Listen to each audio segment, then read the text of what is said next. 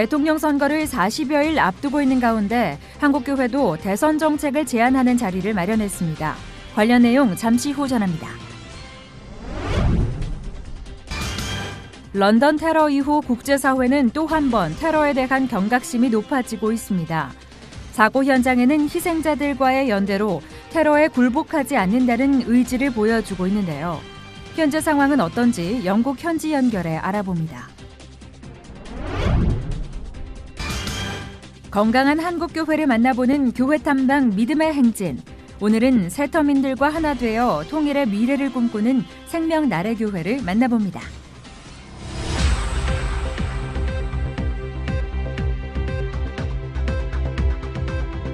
여러분 안녕하십니까? 양인순 목사입니다. 우리는 지금 한국 현대사의 격동기를 지나고 있습니다. 길지 않은 민주주의 역사 속에 대통령이 법정에 서는 모습을 가장 많이 보여준 나라가 대한민국이 아닐까 싶은데요. 이 모든 일들은 사람마다 판단 기준이 다르겠습니다만 역사의 아픈 기억이라는 것만은 공통적인 생각일 겁니다. 부디 이 성장통을 통해 이전보다 성숙한 대한민국이 되길 기도합니다. 첫 순서로 교계 뉴스부터 전해드립니다. 대한민국 제19대 대통령 선거가 이제 40여일 남았는데요. 한국교회도 보수와 진보 가릴 것 없이 정책을 제안하면서 성도들의 관심을 받고 있습니다. 어떤 정책들을 제안했는지 유성원 기자가 보도합니다. 한국기독교총연합회와 한국교회연합, 한국장로교총연합회 등이 참여하고 있는 한국교회 대선정책연대는 1차 대선정책 포럼을 열고 한국교회가 함께할 대선정책이 무엇인지 논의했습니다.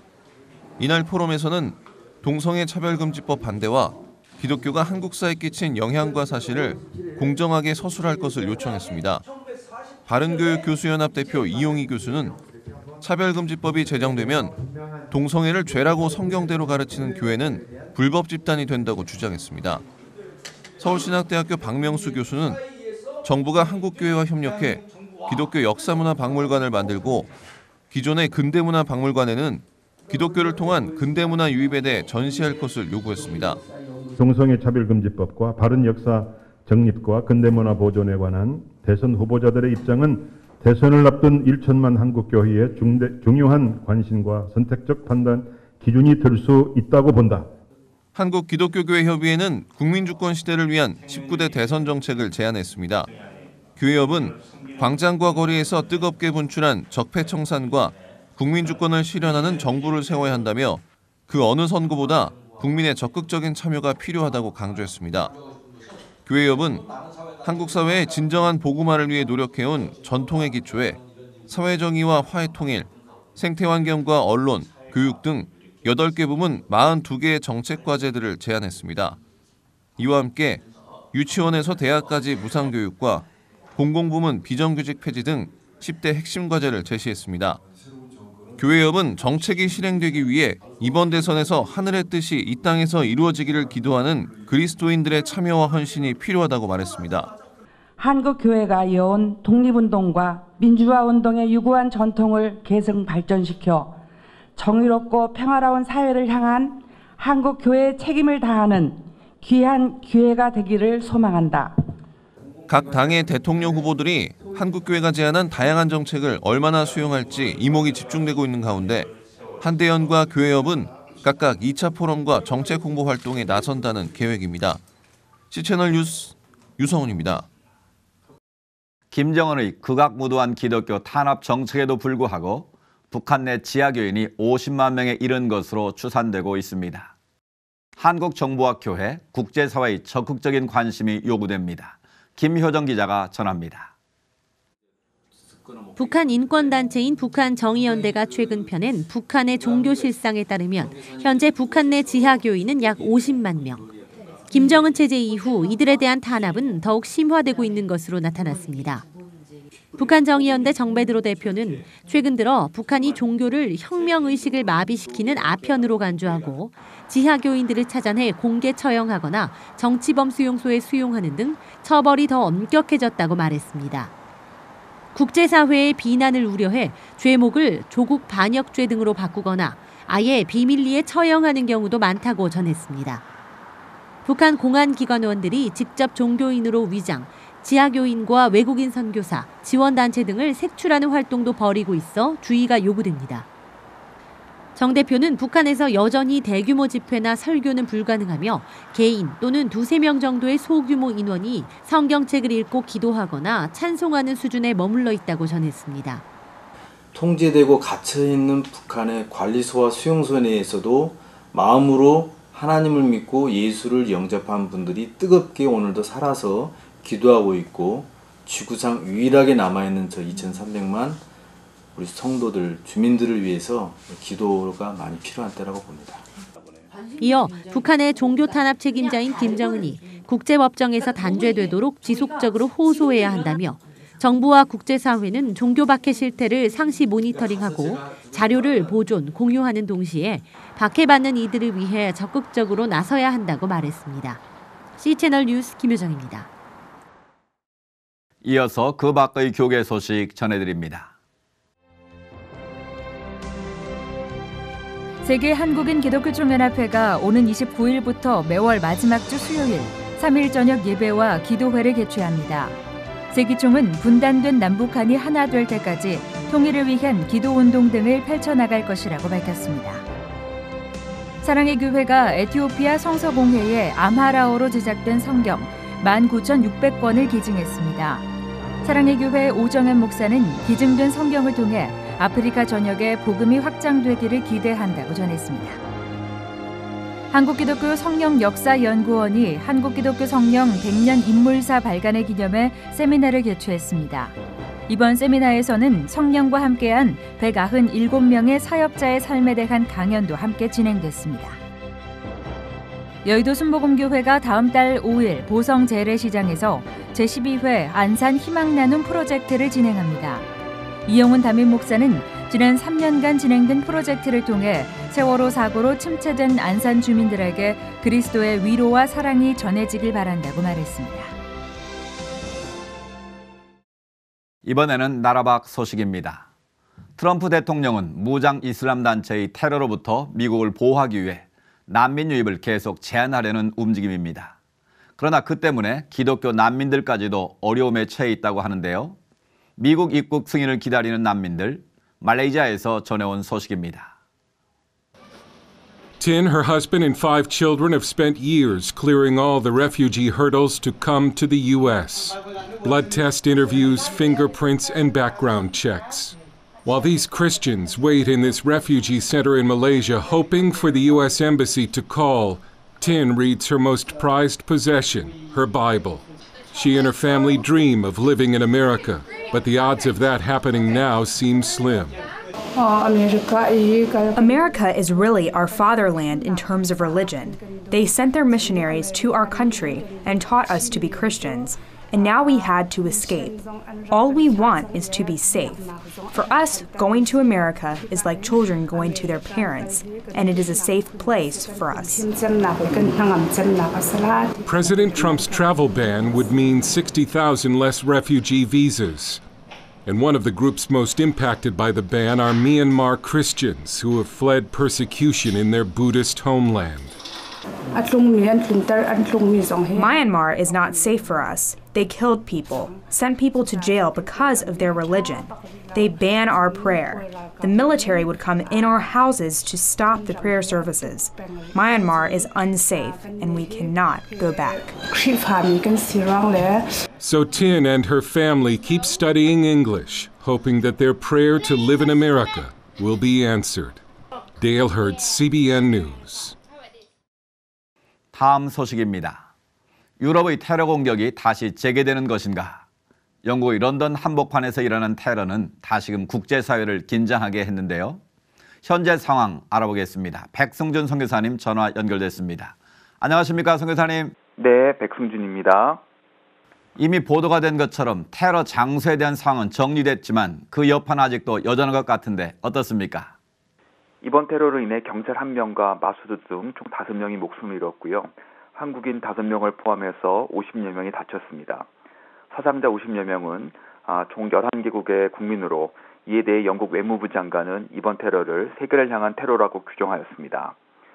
현장에서 사달된 범인 마수드의 단독 병행으로 보고 있지만요. IS는 우리 전사가 이번 공격을 행했다면서 배후를 자초했습니다. 지난 주말 동안 많은 영국 시민들은 트라팔거 광장에 모여 희생자들을 추모하였고요. 네. 우리는 두렵지 않다며 테러에 굴복하지 않겠다는 의지를 보였습니다. 네, 사실 프랑스 파리에서 있었던 테러나 이번 테러 모두 수도 한복판에서 일어난 것 아니겠습니까? 사람들이 수시로 많이 오고 가는 곳에서 일어났다는 게 더욱 경악스러운데요. 유럽에서 테러 차단을 위해 많은 노력을 했음에도 불구하고 역부족인 것 같은데 어떻습니까? 런던 테러 다음 날 벨기에 북부에서 똑같은 방식의 차량 테러 시도가 있었습니다.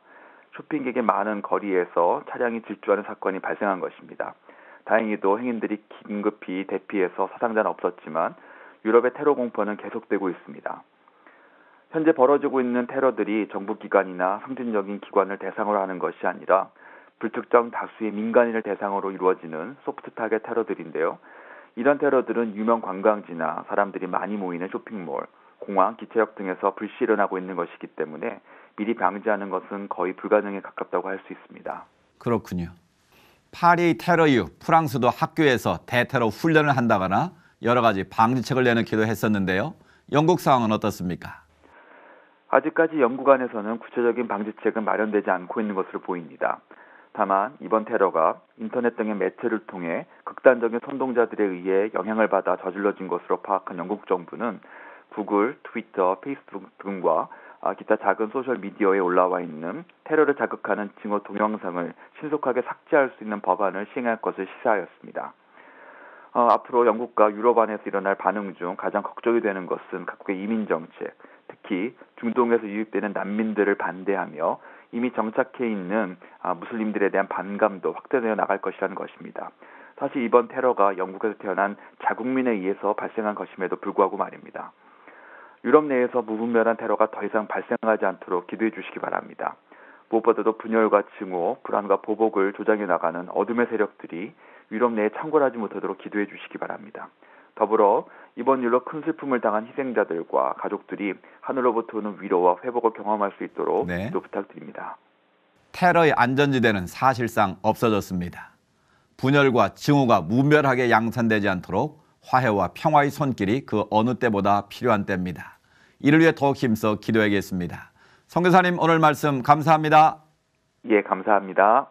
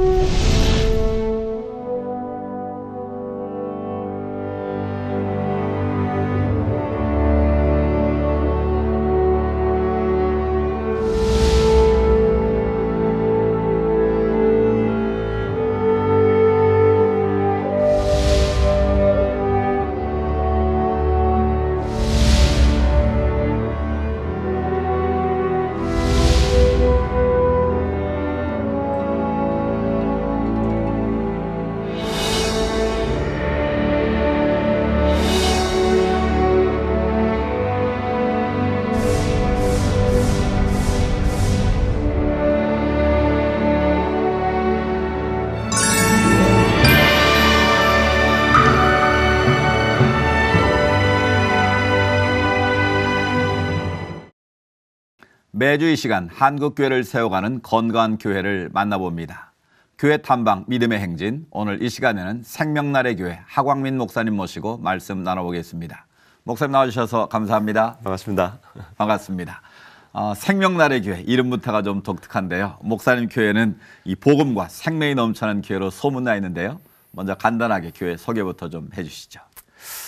교회 이름을 지을 때 무엇으로 지을까 고민을 했었습니다. 그중에 제가 가장 좋아하는 것이 성경에서 나와 있는 하나님 나라의 개념인데 하나님 나라의 많은 가치 중에 가장 중요한 가치가 저는 생명이라고 생각합니다.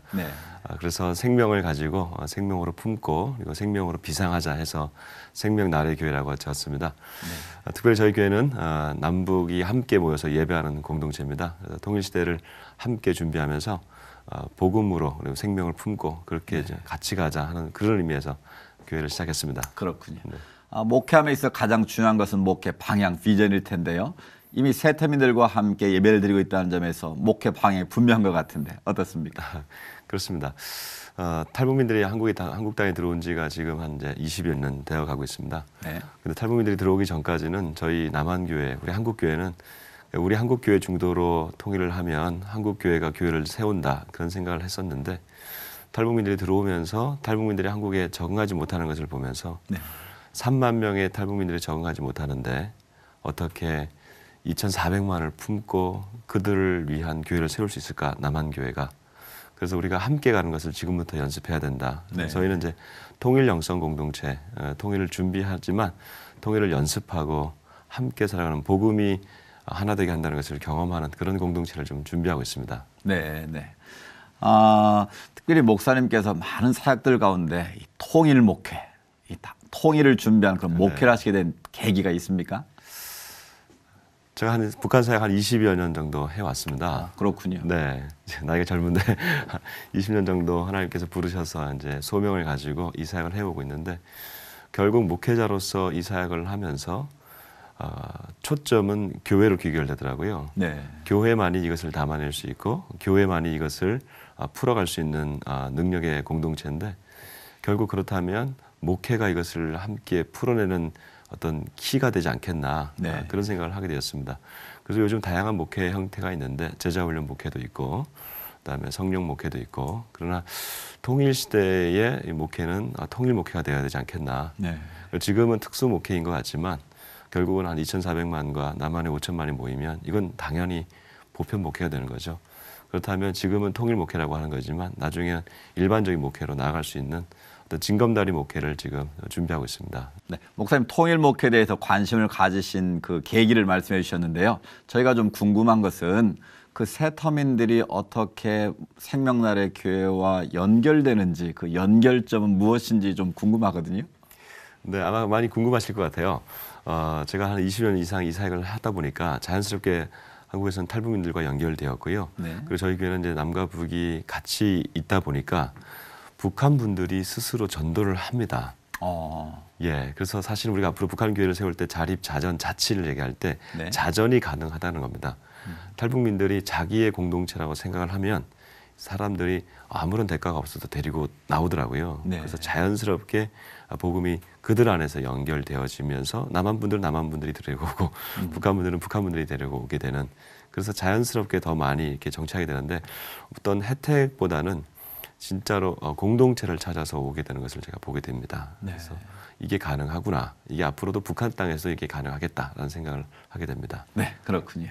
어쩌면 이 세터민들, 통일시대의 마중물 같은 역할을 하게 될 텐데요. 목사님 교회에서 통일 사역을 하고 계신데 좀 어떤 사역을 하고 계신지 구체적으로 소개를 해 주시죠. 제가 전수한 대로 저는 남북이 함께 되는 영성 공동체를 만들고 있습니다. 영성 공동체. 네, 그래서 통일 영성 공동체라 제가 얘기하는데요. 남과 북이 모여서 함께 예배할 때 나오는 영성이 조금 다릅니다. 그러니까 사실 우리의 영성이라고 하는 것은 문화에 기반한 건데 남한의 영성은 남한 문화에 기반을 한 겁니다. 근데 이게 이제 보편 영성처럼 보입니다. 우리가 한민족 할 때는. 그러나 북한은 70년 동안 지금 달라져 있거든요.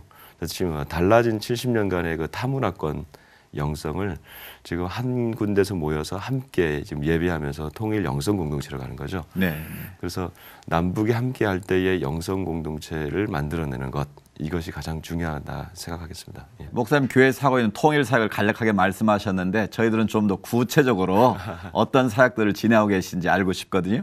네, 저희는 저희가 하고 있는 이런 경험들을 한국교회가 지금 나누는 사역들을 하고 있습니다. 작년에 이어서 또 올해도 3개월 과정의 통일과 꿈학교를 진행하고 있습니다. 통일과 꿈학교. 네, 그렇습니다. 이것은 공감, 체험, 실천이라고 하는 모토를 가지고 이게 지금 3개월간 운영되는데요. 한 달은 북한 이해, 한 달은 현장에서 어떤 사역들이 일어나는지, 그리고 또 나머지 한 달은 참여자들이 실제적으로 통일을 만들어갈 수 있도록 자신의 영역에서 통일 프로젝트를 만들어가는 작업들을 하고 있습니다. 이것들이 저희가 이제 타겟팅을 하고 있는 대상들은 중소형 교회들과 선교단체인데요. 작년에 이어서 올해도 한 10여 개 선교단체와 중소형 교회들이 참여를 해서 지금 이 과정을 하고 있는데요. 작년에 참여했던 어떤 교회는 교회 내에서 부서가 만들어지고 그리고 이제 훈련센터도 이제 해외에 탈북민 훈련센터도 만들어지고 이런 구체적인 결과들이 있고 그리고 통일 프로젝트들을 하면서 많은 분들이 실제로 자신의 삶에서 앞으로의 그 영역에서 통일을 준비하는 그래서 지속 가능한 실천 영역들이 지금 생겨나고 있습니다. 그렇군요. 네.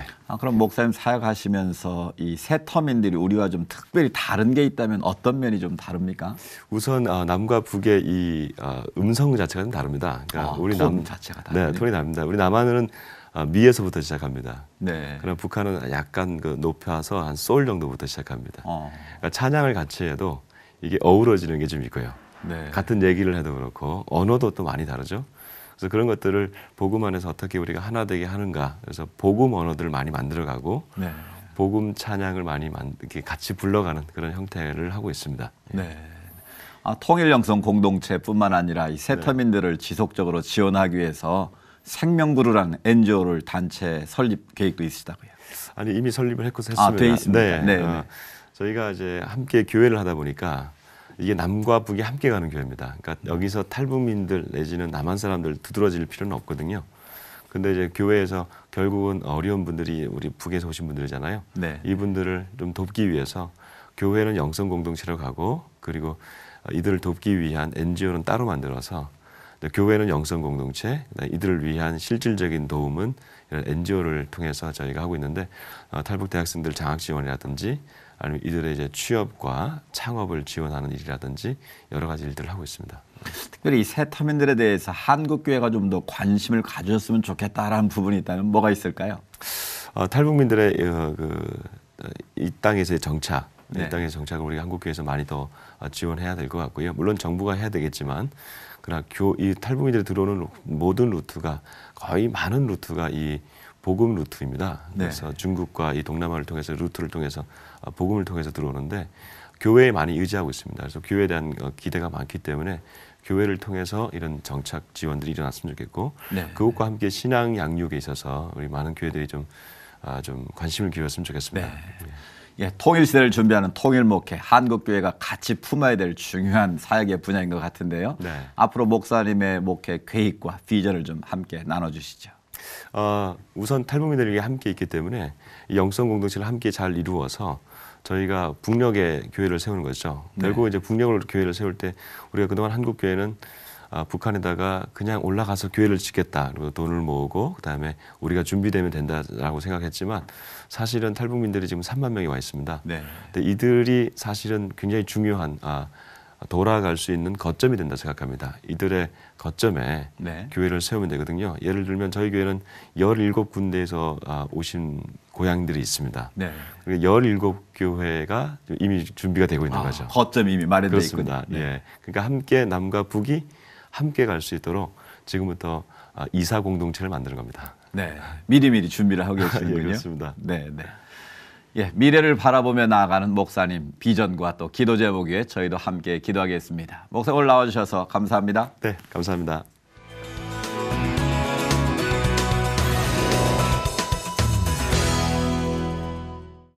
올 들어 초미세먼지가 기준치를 초과한 날이 벌써 12일이나 되는데 정부 당국은 이렇다 할 조치를 내놓지 않아 빈축을 사고 있습니다. 미세먼지를 줄일 수 있는 방안 좀 더 시급히 마련되어야겠습니다. 시철 매거진 굿데이는 여러분이 직접 참여하실 수 있는 방송입니다. 아래 전화번호와 이메일로 언제든지 연락 주시기 바라고요. 인터넷을 통해서도 저희 방송을 다시 보실 수 있습니다. 오늘 순서는 여기까지입니다. 시청해주신 여러분 고맙습니다.